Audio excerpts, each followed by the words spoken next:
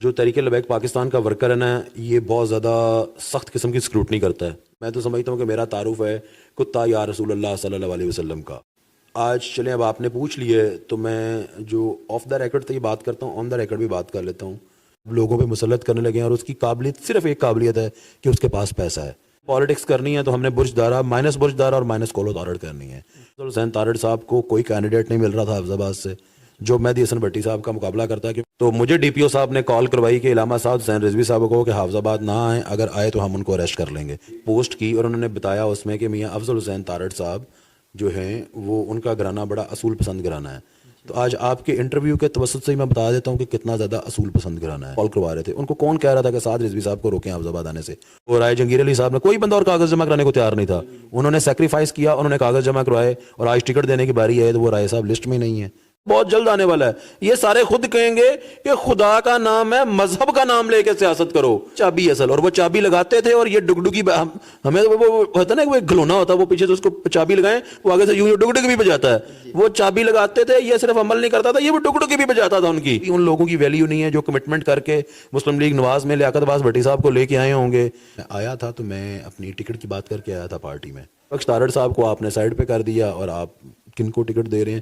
اگر ہم P M L N کی بی ٹیم ہوتے تو پھر آپ یہ چک بٹی والے سوال میرے سے نہ کرتے.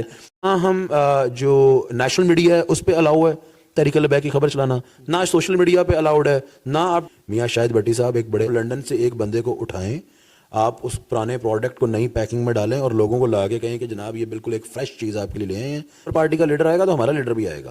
اگر کسی اور پارٹی کا لیڈر نہیں آنا تو پھر ہم اپنے لیڈر کو بھی منع کر دیں گے. تو سارا کچھ اسٹیبلشمنٹ کر رہی تھی، تو جب سارا کچھ اسٹیبلشمنٹ کر رہی تھی اور آپ ایز اے پپٹ ڈانس کر رہے تھے، باجوہ صاحب کو آرمی چیف لگا دیا تو بیان دے دیا آرمی چیف قوم کا باپ ہوتا ہے.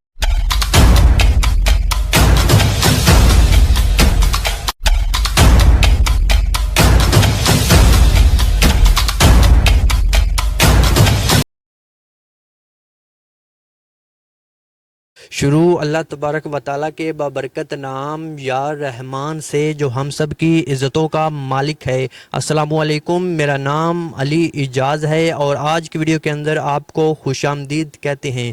آج کی ویڈیو کے اندر ہم آپ کی ملاقات بیرسٹر عثمان خضر مانگٹ سے کروائیں گے اور ان سے وہ تمام سوالات کریں گے جن کے جوابات آپ جاننا چاہتے ہیں.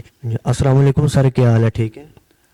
وعلیکم السلام علی بھائی، thank you very much for having me in your show. آپ نے مجھے اس قابل سمجھا کہ میں اپنی جماعت کا موجودہ سیاسی صورتحال پہ نقطہ نظر آپ کے پروگرام میں رکھ سکوں. جی جزاک اللہ. اچھا سر، آپ ہمیں سب سے پہلے یہ بتائیں کہ آپ پاکستان کے ایک نامور بیرسٹر اور قانون کی دنیا میں ایک خاص مقام رکھتی ہیں، پھر اتنی قانون کی ڈگریاں لینے کے بعد آخر سیاست ہی کیوں؟ علی بھائی، بیسکلی جب آپ قانون پڑھتے ہیں اور اگر آپ کسی اچھے انسٹیٹیوٹ سے قانون پڑھتے ہیں اور اس کے بعد پھر آپ اس کو سمجھتے ہیں، جب آپ قانون پڑھ رہے ہوتے ہیں تو آپ اس میں کانسٹیٹیوشن بھی پڑھ رہے ہوتے ہیں، آئین پاکستان.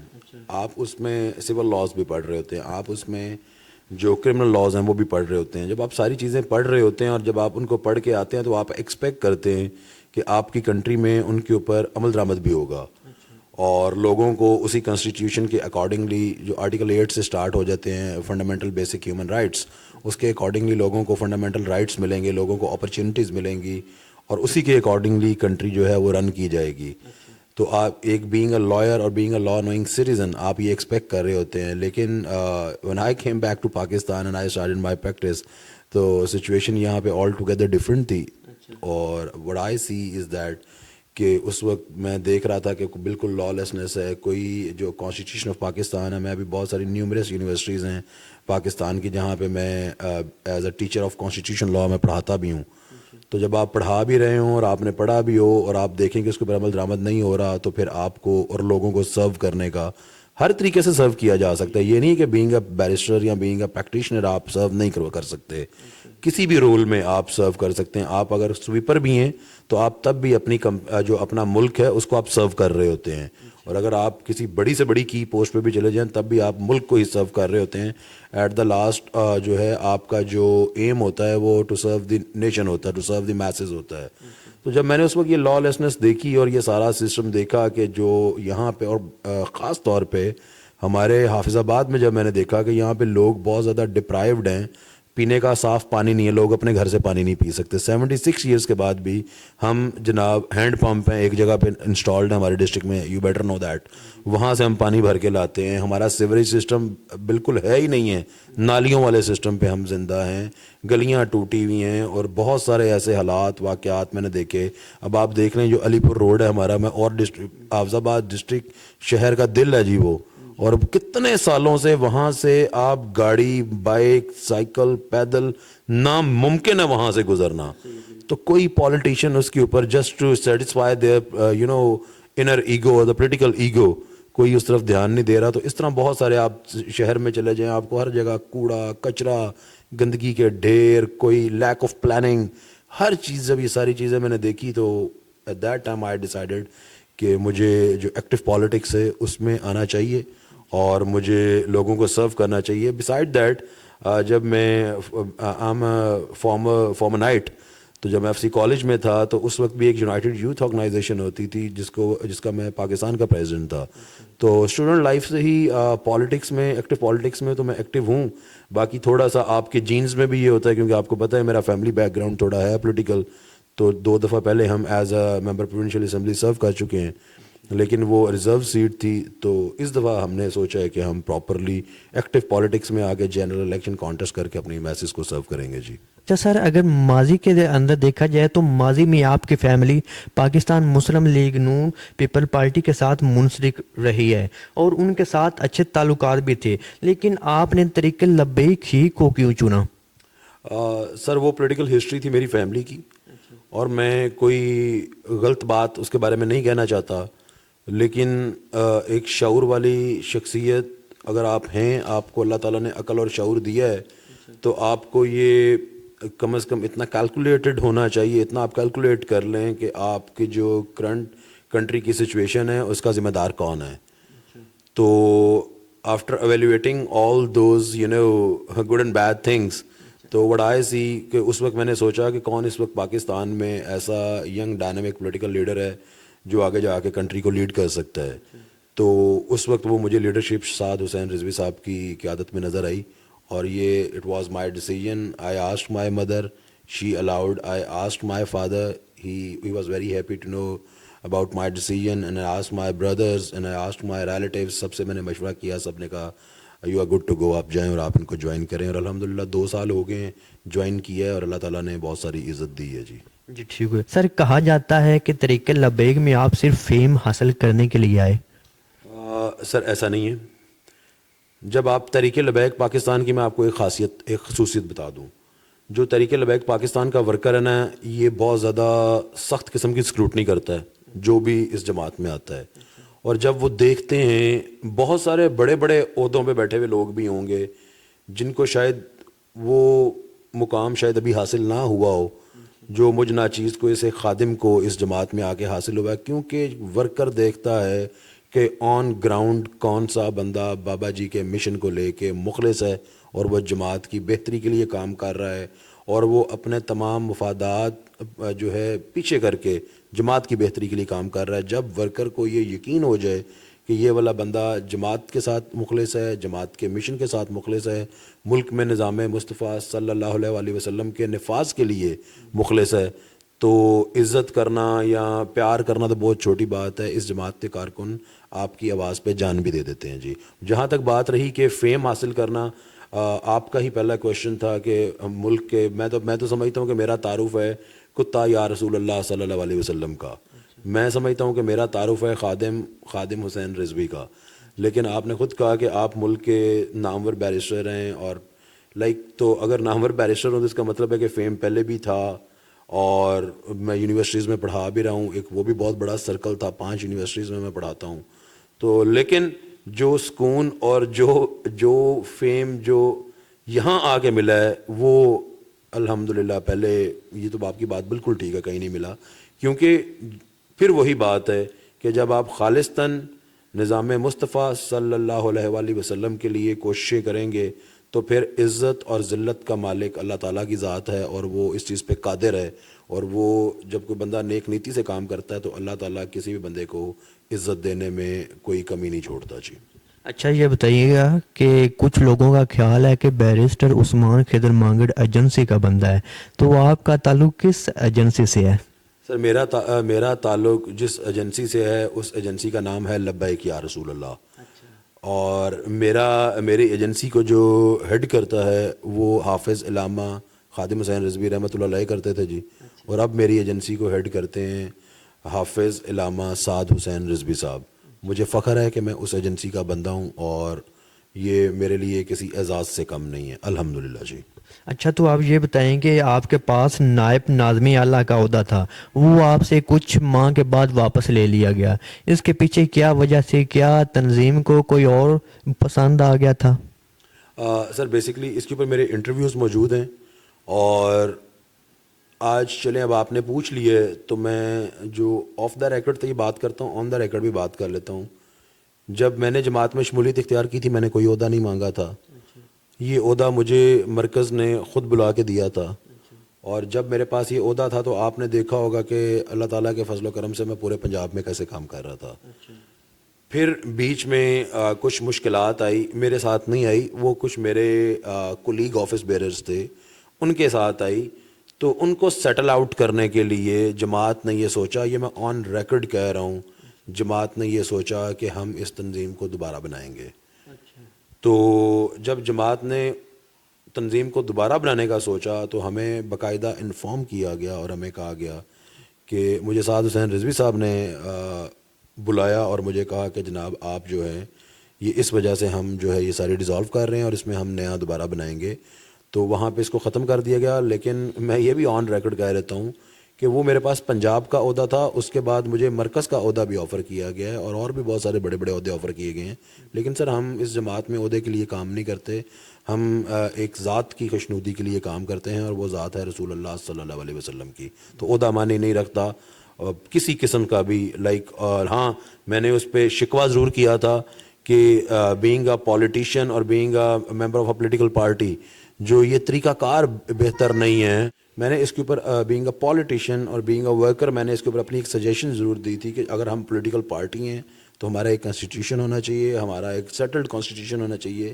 جیسے انسٹیٹیوشنس کو رن کیا جاتا ہے ایسے ہی ہماری پولیٹیکل پارٹی کو بھی رن کیا جانا چاہیے. تو یہ میں نے اپنی سجیشن ضرور رکھی تھی. شاید وہ سجیشن رکھتے ہوئے میں نے تھوڑا سا سخت لہجہ استعمال کر لیا ہو، لیکن کوئی ایسی بات نہیں ہے، کوئی ناراضگی بھی نہیں ہے اور کوئی عہدہ ضرورت نہیں ہے. اللہ تعالیٰ کے فضل و کرم سے اس دن سے بھی عہدے پیچھے پھیر رہے ہیں، ٹھیک ہے. لیکن کسی عہدے کا میں نہ طلبگار ہوں، نہ خواہش مند ہوں، نہ میری ضرورت ہے.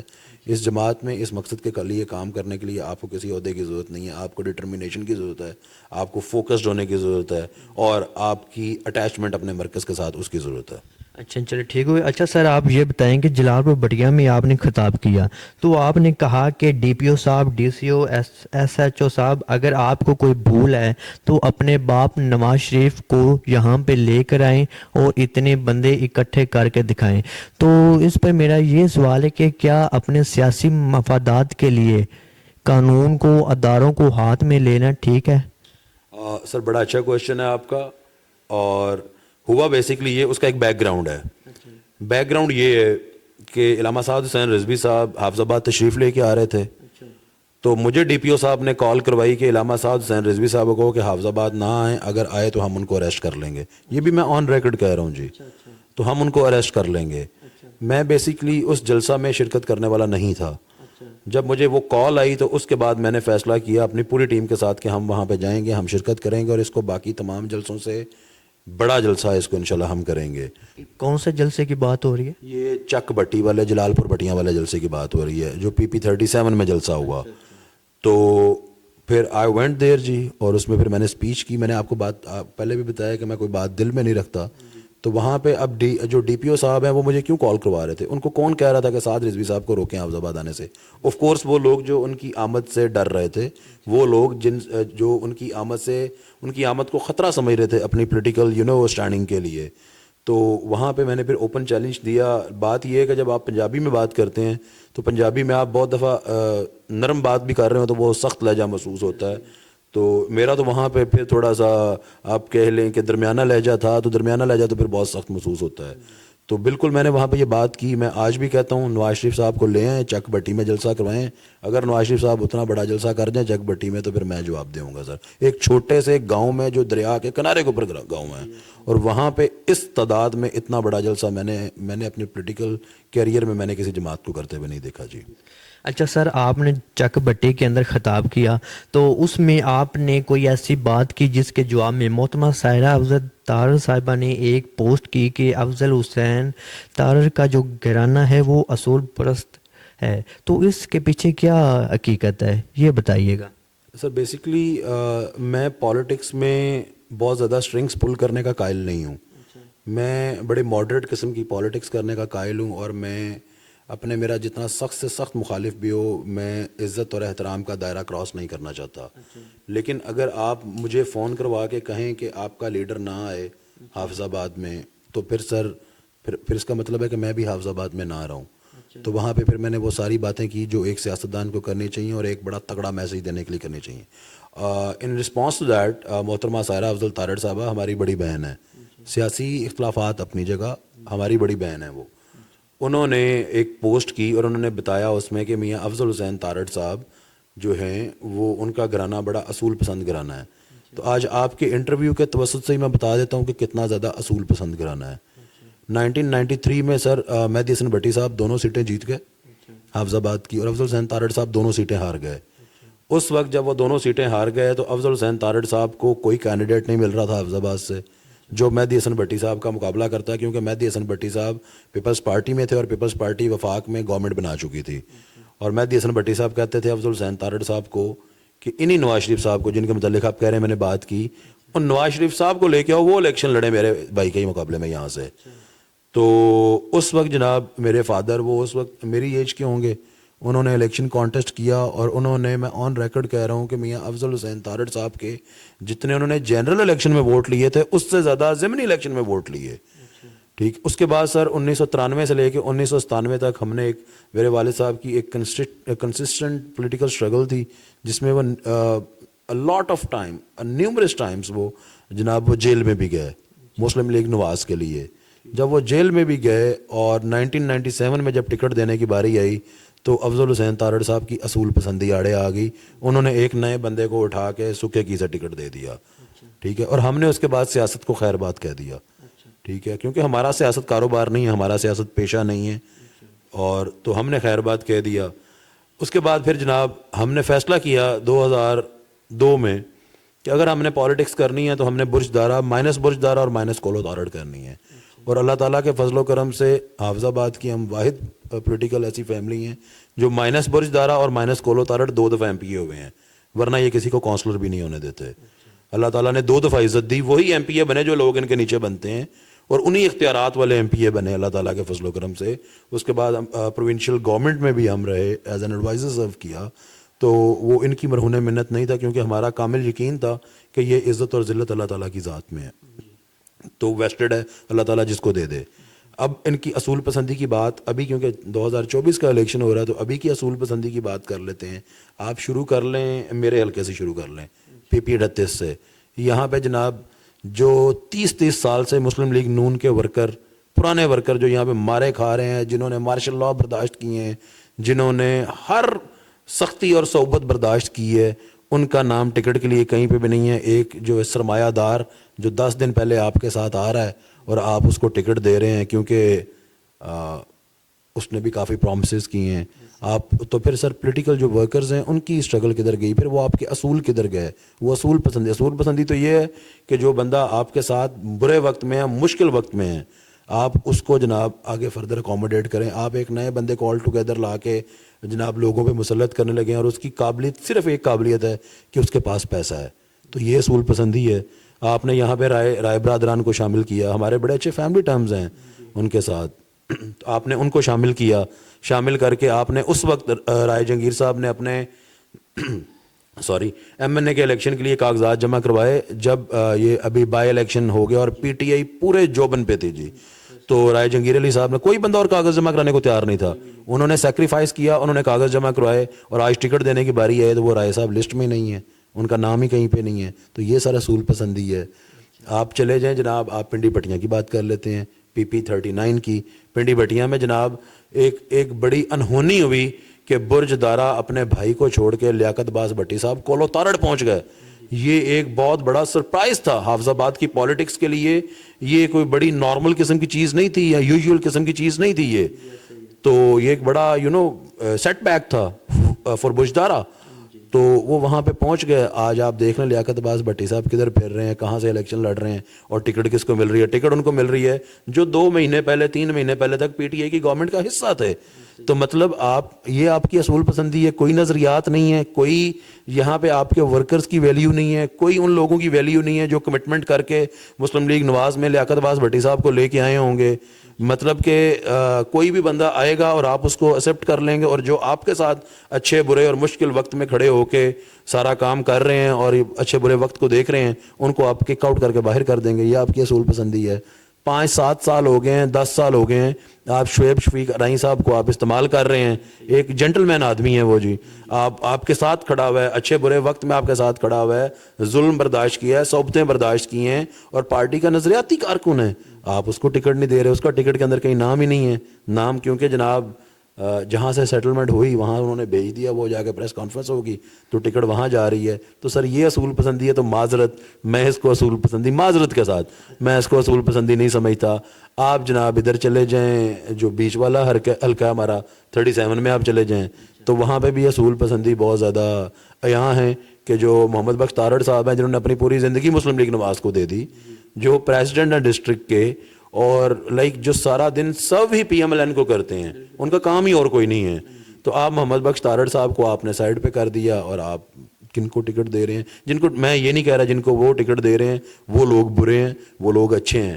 میں اپنے, اگر آپ کا سیاسی مخالف بھی کسی خوبی کا حائل ہو تو عامل ہو تو آپ کو اس کو اکنالج کرنا چاہیے.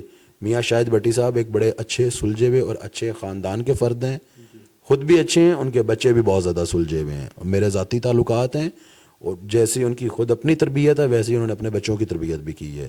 لیکن وہاں پہ بھی آپ دیکھ لیں کہ ڈسٹرکٹ پالیٹکس تو پھر ہے نا, ایک طرف ڈسٹرکٹ پریزیڈنٹ ہے جو کہ بہت دیر سے سرو کر رہا ہے, اس کا کہیں پہ بھی نام نہیں ہے. تو سر اگر یہ اصول پسندی ہے تو معذرت کے ساتھ یہ والے اصول ہمیں پسند نہیں آتے. یہ اصول پسندی ان کی اپنی ہوگی. اور محترمہ نے وہ پوسٹ کی, ان رسپانس ٹو دیٹ پوسٹ میں بھی پوسٹ کر سکتا تھا, میں بہت کچھ کہہ سکتا تھا, لیکن میرے فادر نے مجھے اسی دن سمجھایا. انہوں نے مجھے کہا کہ بیٹا وہ تمہاری بڑی بہن کی طرح ہیں, پولیٹیکل ڈیفرنسز اپنی جگہ, لیکن تم نے ہارش ورڈز یوز نہیں کرنے ایسے. ہماری غمی خوشی بھی ہے. ابھی ایک افسوسناک خبر تھی جب فوتگی ہوئی افضل حسین تارڑ صاحب کے بیٹا فوت ہو گیا, تو مائی فادر وینٹ دیئر, اور ہم نے وہاں پہ کنڈولنس کی. سیاست اپنی جگہ ہے. تو انہوں نے پوسٹ کر دی, ان کا شکریہ. ہم اس کا رسپانس کرنا, میرے والد صاحب نے مجھے کہا کہ آپ نے نہیں کرنا, اور آئندہ بھی میں اس کا خیال رکھوں گا. لیکن پولیٹیکل ڈیفرنسز اپنی جگہ ہیں, ان کی اس اصول پسندی کو میں اس کا قائل نہیں ہوں سر. اچھا سر, کہا جاتا ہے کہ پاکستان تحریک لبیک پاکستان مسلم لیگ نون کی بی ٹیم ہے, کیونکہ لوگ کہتے ہیں کہ جب PTI کی حکومت تھی تو یہ تحریک لبیک والے ہر روز باہر نکل آتے تھے. جب نون لیگ کی حکومت آئی تو ان کے دور کے اندر کچھ ایسے واقعات ہوئے تو یہ بالکل خاموش رہی. تو اس کی کیا وجہ ہے؟ کیا واقعی یہ پاکستان مسلم لیگ نون کی بی ٹیم کے طور پہ کام کرے گی؟ سر ابھی جو میں آنسر دوں گا یہ ساری سچویشن کو جسٹیفائی کر دے گا. 2017 میں جب ختم نبوت کے اوپر ڈاکہ ڈالا گیا تو اس وقت سڑکوں کے اوپر کون تھا, اور 7 لوگوں کی شہادتیں دے کے کون واپس آیا تحریک لبیک پاکستان؟ اس وقت حکومت کس کی تھی؟ مسلم لیگ نواز کی. اصل میں بیسکلی ہماری جو ایز اے نیشن ہماری جو میموری ہے وہ بہت شارٹ ٹرم میموری ہے, اور ہم چیزوں کو اور باتوں کو بھول جاتے ہیں. 2017 میں جب یہ سارا دھرنا ہوا, اور یہ سارا جس کا ابھی تک یہ کیس لگا کے بیٹھے ہوئے فیض آباد دھرنا کیس, وہ PMLN کی گورنمنٹ ہی تھی اس وقت. اور اس میں جناب ہم نے, کیونکہ انہوں نے ختم نبوت کی کلازز کو ختم کرنے کے لیے کوشش کی, تو جو ختم نبوت کا حلف نامہ ہے اس کو ختم کرنے کی کوشش کی, تو جناب جو کہ نامینیشن پیپرز ہیں اس میں سے, تو جناب ہم وہاں پہ, کیونکہ ہم تو ختم نبوت کے ادنا سے سپاہی ہیں, اور ہم نے تو یہ گردنیں رکھی ہوئی ہیں ختم نبوت پہ حفاظت کے لیے, اس کی حفاظت کے لیے ہی. اللہ کرے یہ کام آ جائیں کسی اسی مقصد کے لیے. تو ہماری جماعت وہاں پہ تھی. پھر آپ ابھی ریسنٹ پاسٹ میں دیکھ لیں کہ جب PMLN کی گورنمنٹ تھی, ابھی یہ PDM گورنمنٹ تھی, اس PDM گورنمنٹ میں 27 دنوں کا لانگ مارچ کیا تحریک لبیک پاکستان نے مہنگائی کے خلاف, جو کراچی سے شروع ہوا اور اسلام آباد تک گیا. تو وہ پی ایم ایل این کی بیسکلی دا پرابلم از, میں جو لوگ کہتے ہیں یا جو پی ٹی آئی والے ایسا کہتے ہیں ان کا قصور نہیں ہے, کیونکہ نہ ہم جو نیشنل میڈیا ہے اس پہ الاؤ ہے تحریک لبیک کی خبر چلانا, نہ سوشل میڈیا پہ الاؤڈ ہے, نہ آپ ٹویٹر پہ چلا سکتے ہیں, نہ آپ واٹس ایپ پہ چلا سکتے ہیں, نہ آپ فیس بک پہ, نہ ٹک ٹاک پہ. اگر ایسا پھر ان لوگوں کے پاس انفارمیشن نہیں پہنچتی, ان کو جب پتہ ہی نہیں ہوگا کہ جناب ایک اتنا بڑا لانگ مارچ لاکھوں کی تعداد میں لوگ نکلے. بینگ جرنلسٹ آپ نے دیکھا ہوگا مختلف پلیٹ فارمس پہ, اس کی آپ کو ویژولس نظر آئے ہوں گے, اس کے آپ کو کلپس دیکھے ہوں گے آپ نے. ایک بہت بڑا لانگ مارچ تھا, وہ پی ایم ایل این کے اگینسٹ تھا. پھر دوسرا اگر آپ حافظ آباد کی مثال لے لیں, اگر ہم پی ایم ایل این کی بی ٹیم ہوتے تو پھر آپ یہ چک بٹی والے سوال میرے سے نہ کرتے, ٹھیک ہے. تو اس سے سخت سٹینس تو کوئی بندہ لے نہیں سکتا میرا خیال ہے, جو میں نے وہاں پہ لیا. اور میں تو آج بھی کہہ رہا ہوں, میں نے آپ کو کہا ہے کہ آپ ان کو لے آئیں چک بٹی میں, آپ کے جو بہت محترم لیڈر ہیں, ہمارے لیے محترم نہیں ہیں, آپ ان کو لے آئیں اور لا کے پی ایم ایل این والے وہاں پہ چک بٹی میں جلسہ رکھیں. آئی سی کہ اتنے لوگ آتے ہیں کہ نہیں آتے. سر کوئی کسی کی بی ٹیم نہیں ہے, کوئی کسی کے ساتھ نہیں ہے. لوگ تو یہ بھی کہتے ہیں کہ یہ ایجنسیز کی بی ٹیم ہے. تو ایجنسیز کی بی ٹیم اگر ہم ہوتے تو ہم 53 لوگوں کی شہادتیں ہوئی ہیں, 53 لوگوں کی, 53, میں اسپیسیفکلی کوٹ کر رہا ہوں, 53 لوگوں کو سینے میں گولیاں مار کے شہید کر دیا گیا. کیا ان کا مطالبہ یہ تھا کہ خادم حسین رضوی رحمۃ اللہ علیہ کو وزیر اعظم بنا دو یا ان کے بیٹے کو وزیر مشیر بنا دو؟ بلکہ یہ تو وزارتیں اور مشاورتیں اور پتہ نہیں کتنا کتنا پیسہ لے کے آگے پیچھے پھرتے رہے ہیں. اور بابا جی نے آن اسکرین اس کو ڈینائی کیا ہے. انہوں نے کہا جی ہم تو اپنے مقصد کے لیے نکلے ہیں, یہ چھوٹی موٹی ان چیزوں کے لیے ہم نہیں نکلے. ٹھیک ہے, یہ تو سر پتہ نہیں کتنی سیٹیں آفر کر رہے تھے قومی اسمبلی میں, سیٹ ایڈجسٹمنٹ آفر کر رہے تھے ہمیں نیشنل اور پروونسز میں, اس کو ڈینائی کیا گیا. اور اگر ہم ایجنسیوں کے بندے ہوتے یا ایجنسیوں نے ہمیں لانچ کیا ہوتا تو وہ ہمیں شہادتوں کے لیے تو لانچ نہیں کرنا تھا. تو پھر ہمیں 2018 کے الیکشن میں ہمارا ڈیو شیئر بھی مل جاتا ہے اسمبلیز میں. ہم قومی اسمبلی میں بھی ہوتے ہیں, ہم صوبائی اسمبلی میں بھی ہوتے ہیں. پاپولر 2.2 ملین ووٹس لے کے بھی ہم کوئی سیٹ سیکیور نہیں کر سکے. تو یہ کیا ایجنسیوں کی نوکری ایسے ہی ہوتی ہے؟ پھر وہ 22 لاکھ لوگ ایجنسیوں سے پوچھتے نا کہ ہمارے سے نوکری تم نے کیوں کروائی ہے, یہاں اپنی بی ٹیم ہمیں کیوں بنا کے رکھا ہوا ہے. ایسا نہیں ہے سر, یہاں پہ اس پارٹی نے شہدا دی ہیں, ختم نبوت کے لیے دی ہیں, اور اس کاز کے لیے زیرو ٹالرنس کے ساتھ یہ پارٹی کام کرتی ہے, اور نظام مصطفیٰ صلی اللہ علیہ وسلم کے نفاذ کے لیے زیرو ٹالرنس کے ساتھ کام کرتی ہے سر. اچھا سر, آپ جب سے طریق لبیک میں جوائن ہوئے, کیا طریق لبیک کو جوائن کرنے سے آپ کے اندر کوئی خاص تبدیلی آئی ہے؟ الحمدللہ بہت ساری, الحمدللہ. چند ایک کہ جب میں نے جوائن کیا تھا, میں تو آن سٹیج بہت دفعہ اپنے میرے محترم کی موجودگی میں بھی کہہ چکا ہوں کہ جب میں نے جوائن کیا تھا تب میں نے صرف ایویلیویٹ کیا تھا کہ ہو از دی ینگ ڈائنامک لیڈر جس کا آگے فیوچر ہے اور جو آگے چل کے پاکستان کو لیڈ کر سکتا ہے. تب تو میں نے یہ دیکھا تھا.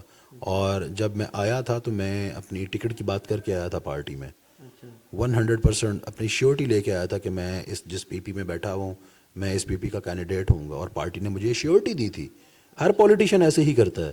آج میں نے چک بٹی میں بھی تقریر کی, آپ نے سنا. اگر وہ کہتے نہیں ملے گا تو آج آپ طریق لبیک میں نہ ہوتے؟ سر شاید اس وقت اگر وہ مجھے ڈینائی کر دیتے تو میں نہ ہوتا, یہ بھی میں آپ کو بتا رہا ہوں. شاید ڈینائی کر دیتے, لیکن آج میں کہہ رہا ہوں کہ آج میں خود کہتا ہوں کہ یہ ٹکٹ کوئی چیز نہیں ہے. یہاں سے اگر میرے سے اچھا کینڈیڈیٹ ملتا ہے اس کو 1000 دفعہ لے کے آئیں, میں اپنے الیکشن سے بھی اچھا اس کا الیکشن لڑوں گا. ٹھیک ہے. اب سر جب اس وقت جوائننگ تھی وہ for the sake of politics تھی. اب جو کنٹینیوٹی ہے ان دا تحریک لبیک پاکستان وہ فار دا سیک آف نظریات ہے سر. ٹھیک ہے. ناؤ الحمدللہ آئی ایم ایک نظریاتی کارکن ہوں میں, اور I am proud of that sir. اس میں مجھے بہت ساری چیزیں اس میں سمجھ آئی. مجھے ان محفلوں کو اٹینڈ کر کے اپنے لیڈران کے ساتھ بیٹھ کے ختم نبوت کے کاز کی حساسیت کا پتہ چلا. مجھے پتہ چلا کہ کس طرح ان ریسنٹ پاسٹ اس پہ ڈاکے ڈالنے کی کوشش کی گئی ہے, کس طرح جناب ہم نے یہ ختم نبوت کی کلازز کو انکلیوڈ کروایا اپنے لیجسلیشن میں, کانسٹیٹیوشن کا حصہ بنایا. تو یہ ساری چیزیں جب ان کو دیکھا ہے تو I am very proud of this party کہ میں جن کے ساتھ کام کر رہا ہوں وہ ایک اچھے کاز پہ کام کر رہے ہیں, ایک جینین کاز پہ کام کر رہے ہیں, اور ایک جسٹیفائڈ کاز پہ کام کر رہے ہیں. کیونکہ اس دنیا کی تخلیق کا مقصد ہی حضور آقا صلی اللہ علیہ وسلم کی محبت تھی. ٹھیک ہے جی. اور ان سے بڑھ کے نہ کوئی ذات ہے نہ کوئی ہستی ہے, امام الانبیاء ہیں, سردار الانبیاء ہیں جی. تو جب یہ ساری چیزیں دیکھی ہیں تو اب یقین مانیں کہ میں نے چک بٹی کے جلسہ میں بھی میں نے میرے محترم کی موجودگی میں بھی کہا مجھے ٹکٹ دیں گے میں الیکشن لڑ لوں گا, مجھے ٹکٹ نہیں دیں گے میں ایز اے ورکر اس سے بھی 10 گنا زیادہ کام کروں گا. ٹکٹ نہ کوئی مجبوری ہے. عہدہ میں آپ کو خود بتا رہا ہوں کہ مرکز میں مجھے عہدہ آفر کیا گیا ہے اور لائک بہت ساری ڈیوٹیز آفر کی گئی ہیں. میں نے ایکسکیوز کیا اور میں نے یہ کہا اس کا یہ مطلب نہیں کہ میں عہدہ لینا نہیں چاہتا. اس کا یہ مطلب ہے کہ عہدہ میری اب مجبوری نہیں ہے کام کرنے کے لیے. میری ویسے جماعت جہاں پہ ڈیوٹی لگائے, میری سانگڑ میں ڈیوٹی لگا دے سندھ میں اس ڈیوٹی کو بھی جو ہے نا ایگزیکیوٹ کروں گا انشاءاللہ, احسن طریقے سے کروں گا. اور باقی اب کوئی کسی قسم کا لالچ نہیں ہے. اب ایک آپ کہہ لیں کہ ان اے ٹرو سینس نظریاتی اٹیچمنٹ ہے جماعت کے ساتھ. So this is a change what I have seen in myself. اور یہ ساری چینج کیسے آتی ہے؟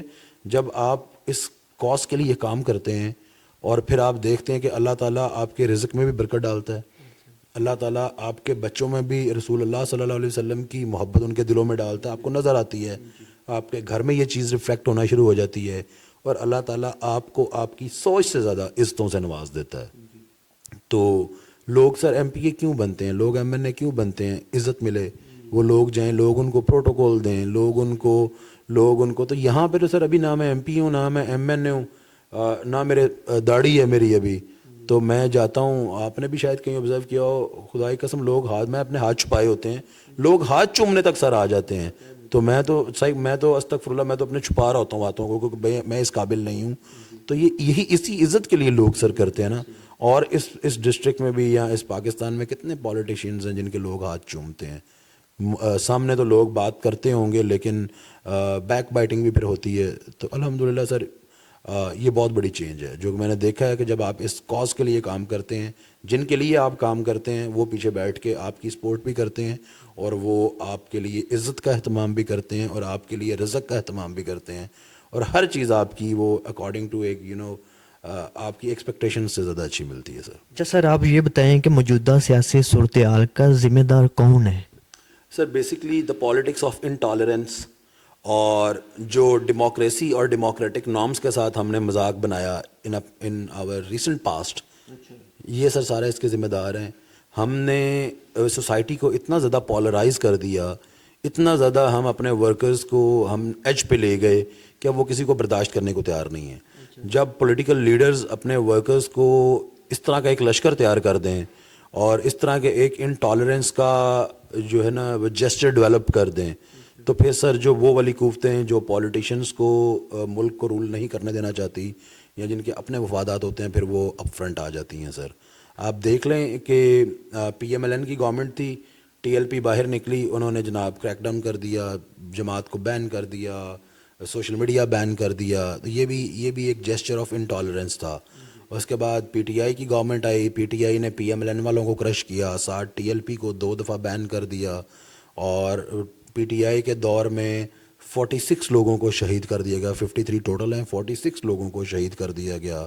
اور پراپرلی اور جو ان کے اوپر ریسٹرکشنز تھی, social media, electronic media, print media, ان ریسٹرکشنز کو اور اسٹرینتھن کیا گیا اور تگڑا کیا گیا.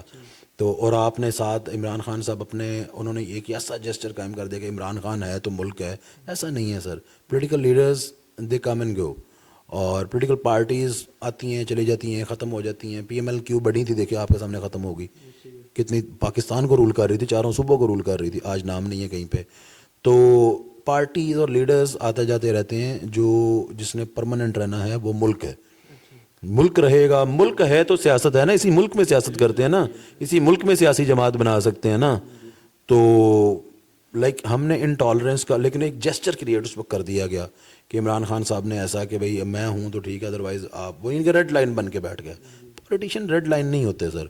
ہمارے اوپر کریک ڈاؤن ہوا, سعد رضوی صاحب نے سب سے پہلے خود گرفتاری دے دی, 7 مہینے اندر رہے سر. انہوں نے کہا میرے کسی کارکن کو نہ پکڑنا. تو ہم ہمارے سے زیادہ اسٹریٹ پاور کس کے پاس ہو سکتی ہے؟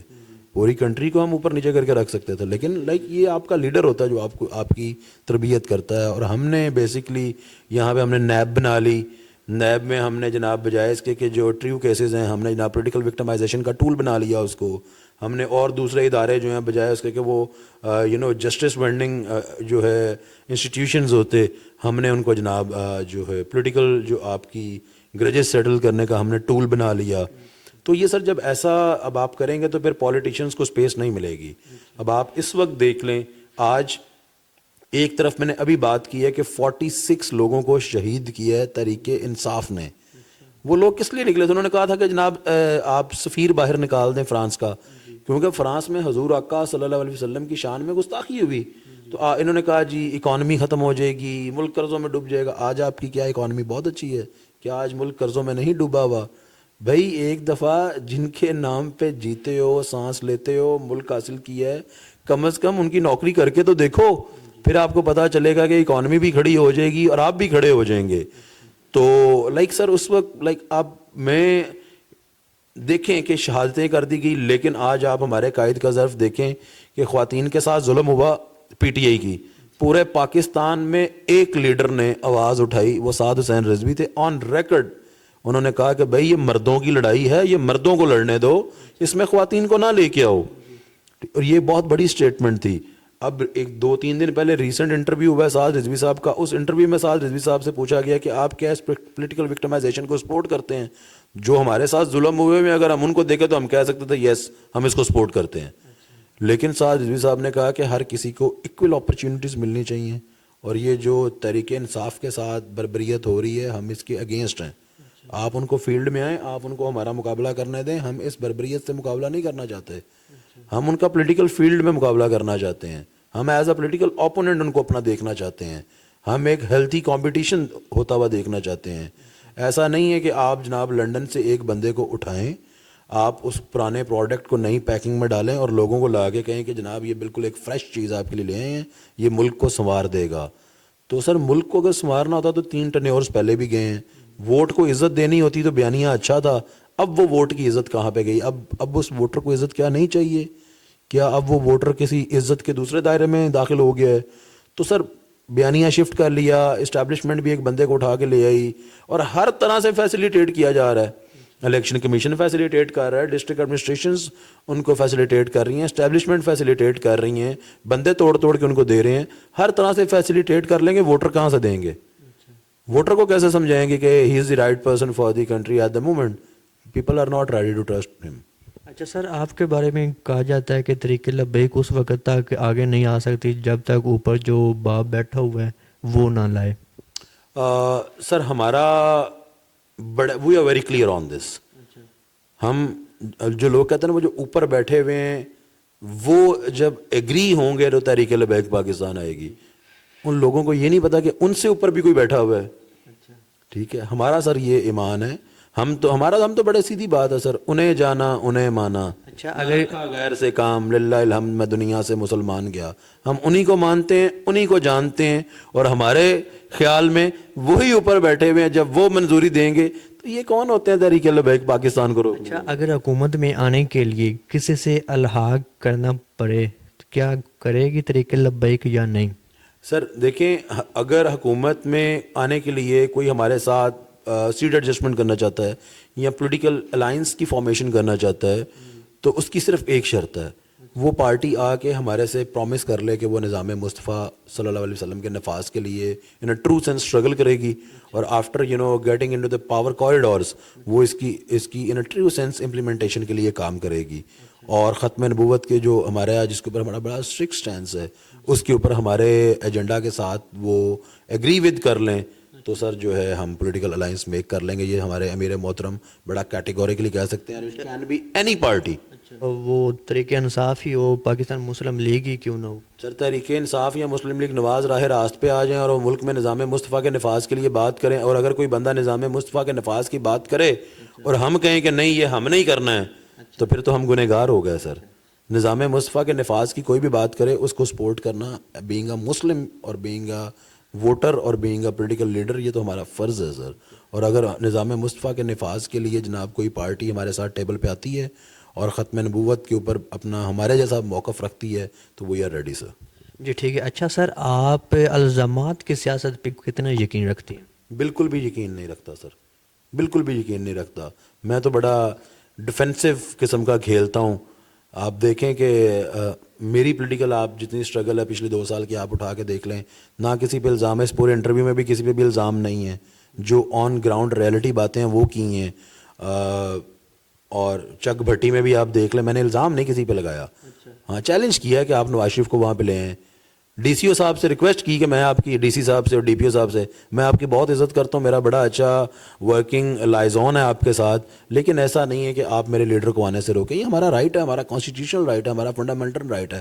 ہمیں کیسے فون کر کے کہا جا سکتا ہے کہ آپ کا لیڈر نہیں آئے گا؟ اگر کسی اور پارٹی کا لیڈر آئے گا تو ہمارا لیڈر بھی آئے گا, اگر کسی اور پارٹی کا لیڈر نہیں آنا تو پھر ہم اپنے لیڈر کو بھی منع کر دیں گے. ایکول پلینگ سر, ہمارے لیڈر بھی پاکستان کے سٹیزن ہیں, ہم بھی رجسٹرڈ پولیٹیکل پارٹی ہیں, ٹھیک ہے. تو کیا ہمارے پاس صرف ایک کمی ہے کہ ہماری اوپر بات نہیں ہوئی؟ پی ایم ایل کا تو بیان ہی ہے نا اس وقت, ساڑی گل ہو گئی ہے. تو ہمارے امیر محترم نے کہا کہ ساڑی اس تو بھی اتنے گل ہو گئی ہے, ٹھیک ہے. تو گل تو ساڑی بھی ہوئی ہے, پھر ہوں اس گل نو ڈی سی صاحب تے ڈی پی او صاحب سمجھ لین تو بڑی اچھی گل ہے. کوئی ذاتی اختلاف تو ہے ہی نہیں ہے. میرا ورکر کنونشن یہاں پہ ہوا, میرے اسی گھر میں ہوا. تحریک لبیک پاکستان کا جب ورکر کنونشن تھا تو اس وقت جو رائے صاحب تھے ہمارے ڈی پی او, انہوں نے امیر محترم کو AAA+ سیکیورٹی دی. یہاں پہ آئی گیس کہ 200-300 پولیس جو آفیشیلز ہیں وہ ڈپلائڈ تھے. بام ڈسپوزیبل نے اس کو سارا پہلے کلیئر کیا, پھر روٹ کی. اور جب میں نے تقریر سٹارٹ کی اپنے ورکر کنونشن میں تو میری تقریر کا 1 پوائنٹ ایجنڈا تھا, وہ ڈسٹرکٹ ایڈمنسٹریشن کو میں شکریہ ادا کیا. میں نے تو پالیٹکس کی باتیں ہی نہیں کی اپنی اس تقریر میں. تو ہم تو اس لیول تک تعاون کرنے والے بندے ہیں, اور ہم بالکل بھی مجھے اور لوگوں کا نہیں پتہ, مجھے عثمان خضر مانگڑ کا پتہ ہے. میں کانسٹیٹیوشن کی جو سپریمیسی کی بات کرتا ہوں اس پہ یقین رکھتا ہوں. میں لا اینڈ آرڈر سچویشن میں ہر طریقے سے اپنی ایڈمنسٹریشن کے ساتھ تعاون کرنے پہ یقین رکھتا ہوں, اور میں کبھی بھی کسی صورت بھی میں لا اینڈ آرڈر کو اپنے ہاتھ میں لینے پہ یقین نہیں رکھتا. یہ کیونکہ if I'm a student of law, if I'm a teacher of law, if I'm a law knowing citizen, تو کیسے میں اس کو چیلنج کر دوں جو اسٹیٹ کی ریٹ ہے. اسٹیٹ کی ریٹ کو میں چیلنج کرنے پہ کبھی بھی یقین نہیں رکھتا. لیکن اگر اسٹیٹ ہماری ریٹ کو چیلنج کرے, ہمارے رائٹس کو چیلنج کرے جو کہ کانسٹیٹیوشن میں مینشنڈ رائٹس ہیں, تو پھر سر ہم آنسر کرنے کا اس کو حق تو رکھتے ہیں سر.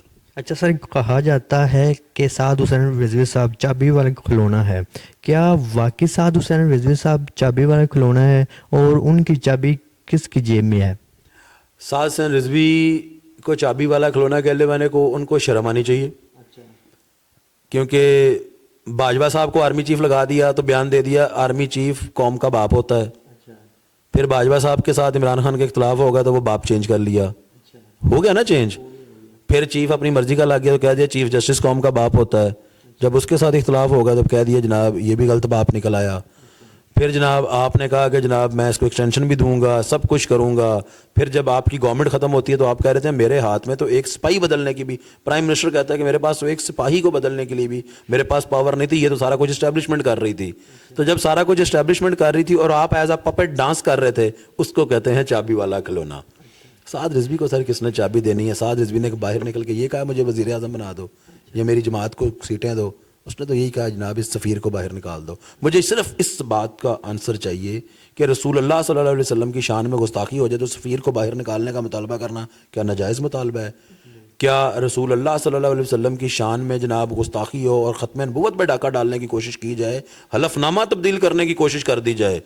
وہ اگر حلف نامہ تبدیل ہو جاتا تو آپ کی تمام سیٹوں پہ قادیانی الیکشن لڑ سکتے تھے, ٹھیک ہے. تو کیا اس کے اوپر پروٹیسٹ کرنا اور دھرنا دینا یہ چابی ہے؟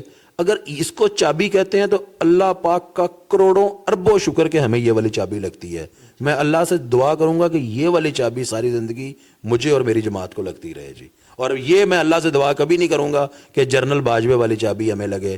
میں یہ دعا بھی کبھی نہیں کروں گا کہ جب جناب جنرل آپ کی حکومت چلے جائے تو آپ کہہ دیں کہ جناب میرے پاس ایک اس سرکاری گاڑی اور پروٹوکول کے علاوہ کچھ نہیں تھا, سارا ملک تو میرا باپ چابی والا میرا باپ جنرل باجوہ چلاتا تھا. پوری قوم مان رہی ہے نا جی. عدالتوں میں بھی یہی کیسز چل رہے ہیں. جنرل فیض حمید جناب سارا آپ سن رہے ہیں, تو پھر مجھے نام لینے پڑ جائیں گے.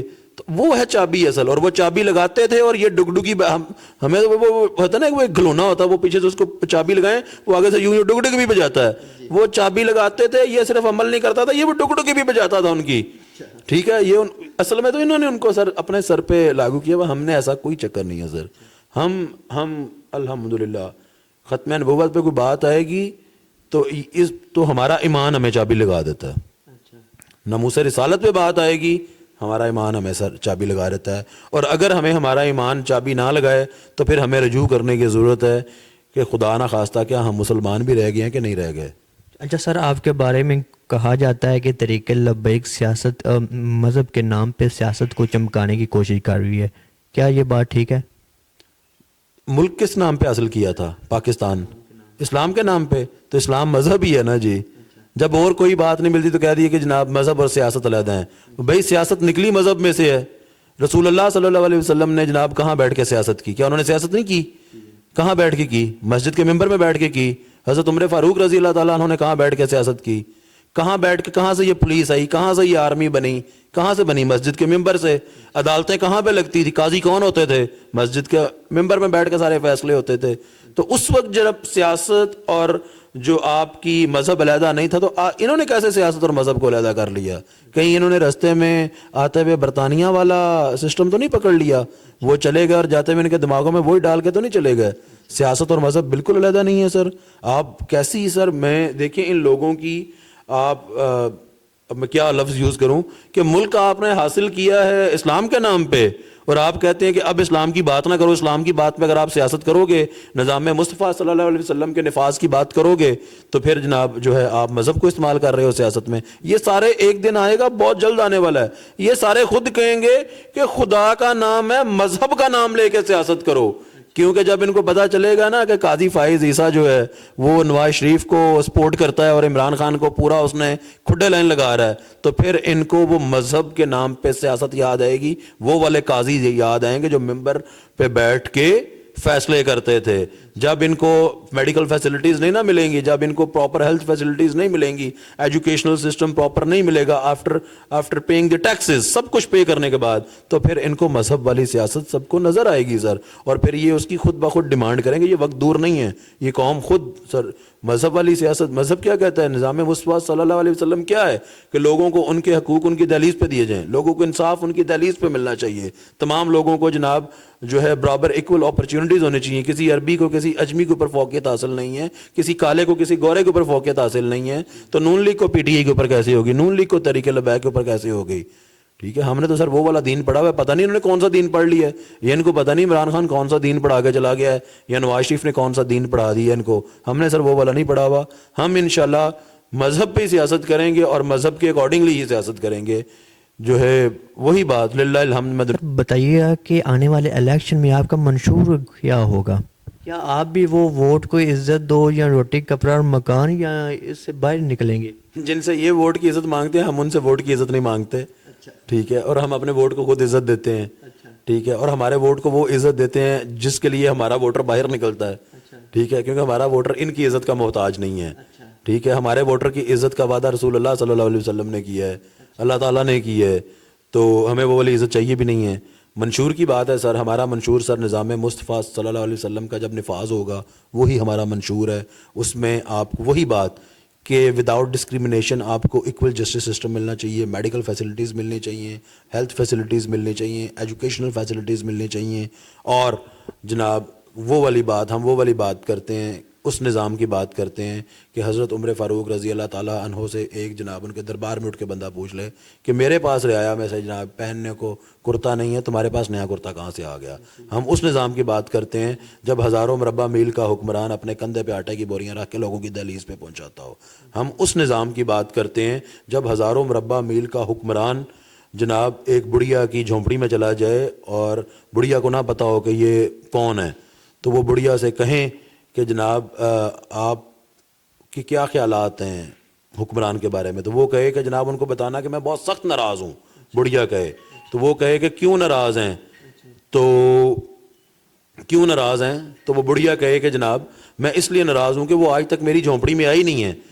تو جناب حضرت عمر فاروق رضی اللہ تعالیٰ عنہ آگے سے جواب دیں کہ جناب وہ تو اتنے ہزاروں مربع میل کے حکمران ہیں، وہ تمہاری جھونپڑی میں کیسے آ سکتے ہیں؟ تو بڑھیا آگے سے کہے عمر کو جا کے میرا پیغام دینا اپنی سلطنت اتنی رکھے جتنی سلطنت والے اپنے رعایا کی جھونپڑیوں میں پہنچ سکے. تو حضرت عمر فاروق نے اس کا مائنڈ نہیں کیا، انہوں نے بتایا، اور وہ وہاں پہ کیا کیفیت ہوگی انہوں نے پھر جب بتایا کہ میں عمر فاروق اور میں تمہاری جھونپڑی میں آ گیا ہوں. ہم اس نظام کی بات کرتے ہیں، اس منشور کی بات کرتے ہیں، اور ہم اس نظام کی بات کرتے ہیں کہ جس میں یہ ہے بیسیکلی ووٹ کو عزت، کہ آپ کا حکمران جھونپڑی میں بیٹھا ہوا ہے اور رعایا سے پوچھ رہے کہ تمہارے کیا خیالات ہیں. ہم اس جمہوریت کی بات کرتے ہیں اور اس ووٹ کو عزت دو کی بات کرتے ہیں. یہ ہے ووٹ کو عزت دینا سر بیسیکلی. تو انشاءاللہ تحریک لبیک پاکستان اس کے لیے اسٹرگل کرتی رہے گی اور بڑے پازیٹیو آؤٹ کمز آئیں گے. وی آر ویری ہوپ فل سر. ہمارا کام ہے بابا جی بتا گیا میدان لگا دینا, باقی نتیجہ ان کے ہاتھ میں ہے جن کے لیے. اچھا سر, آپ سیاست کے میدان میں اپنا استاد, اپنا آئیڈیل کس کو سمجھتے ہیں, کس کو مانتے ہیں؟ سر جو میں پالیٹکس کو دیکھتا ہوں, میں قائد اعظم رحمۃ اللہ علیہ کو بہت زیادہ ایڈمائر کرتا ہوں, علامہ اقبال صاحب کو بہت زیادہ ایڈمائر کرتا ہوں.